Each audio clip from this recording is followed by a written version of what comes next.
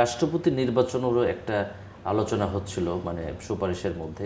সংস্কার কমিশনগুলো অলরেডি প্রতিবেদন দাখিল করেছে। কোন কোন কমিশনগুলো, কবে থেকে সংলাপটা শুরু হইতে পারে বা কাদেরকে নিয়ে এই সংলাপ হবে, এই ঐক্যমতে কি পৌঁছানো সম্ভব রাজনৈতিক দলগুলো?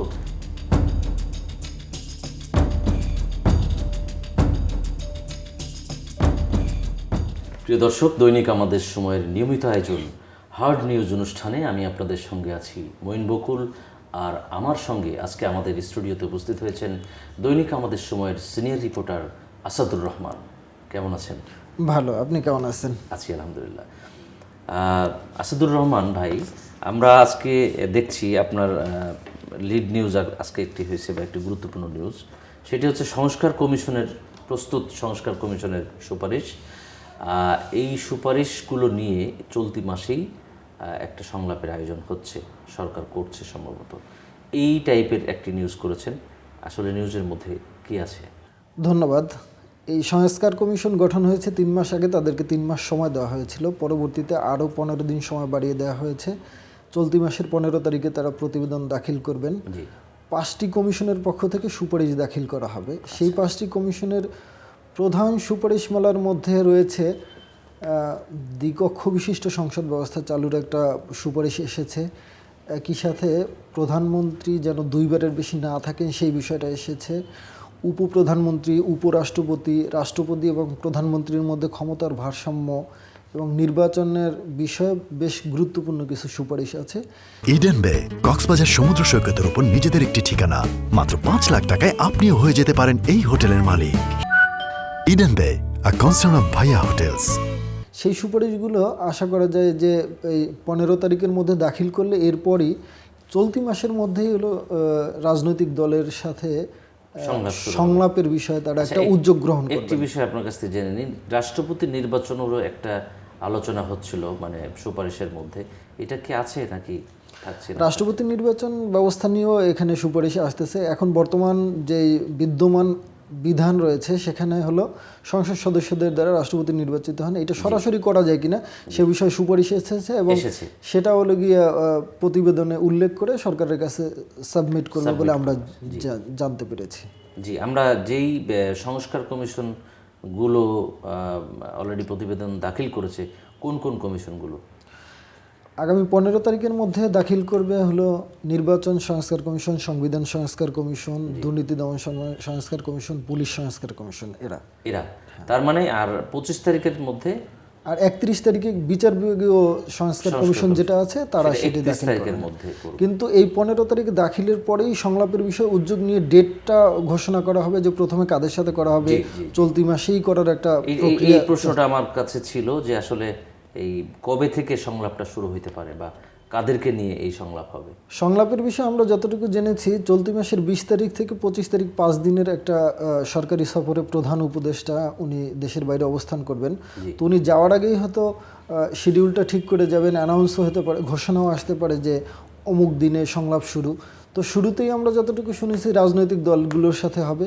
পাশাপাশি আরও একটু যুক্ত করি, আমরা প্রথমে শুনেছিলাম যে শুধুমাত্র নিবন্ধিত রাজনৈতিক দলগুলোর সাথেই এই বিষয়গুলো নিয়ে সংলাপ করা হবে। পরবর্তীতে জেনেছি শিক্ষক প্রতিনিধি, জুলাই আগস্ট অভ্যুত্থানে যারা মুখ্য ভূমিকায় ছিলেন সেই ধরনের ছাত্র প্রতিনিধি, একই সাথে সুশীল সমাজের প্রতিনিধি, তাদেরকেও এই সংলাপে আহ্বান করা হতে পারে। জি, আমরা এই সুপারিশগুলোর মধ্যে আপনি তো গুরুত্বপূর্ণ কী সুপারিশ সেগুলো নিয়ে মোটামুটি আপনি বলছেন, তো আপনার কি মনে হয় যে এই সুপারিশগুলোর মধ্যে ভালো কিছু উঠে আসবে বা একটা ঐক্যমতে পৌঁছাবে রাজনৈতিক দলগুলো? আপনার কি মনে হয়? আসলে সংস্কার সুপারিশগুলো পাওয়ার পরে সরকারের পক্ষ থেকে বাস্তবায়নের ক্ষেত্রে প্রথম যেই পদক্ষেপটা নিতে হবে সেটা রাজনৈতিক দলগুলোর ঐক্যমত। সেই ঐক্যমত ছাড়া এই সংস্কার বাস্তবায়ন অসম্ভব, এটা আইনিভাবেই বলা আছে। কারণ কোনো সংসদ ছাড়া কোনো সংস্কার, সংবিধান সংস্কার কখনো সম্ভব না। তো সংসদ বসতে গেলে একটা নির্বাচিত সরকার আসতে হবে। এখন যেই রাজনৈতিক দলগুলো নিবন্ধিত আছে তারাই এর মধ্যে থেকেই কেউ না কেউ সরকার গঠন করবে। সো তাদের ঐক্যমত ছাড়া আপনার এই সংস্কার বাস্তবায়ন অসম্ভব। তো সেখানে আমরা এখন জানি যে আওয়ামী লীগকে এই সংলাপে আহ্বান করা হবে না, জাতীয় পার্টিকে আহ্বান করা হবে না বলে জেনেছি।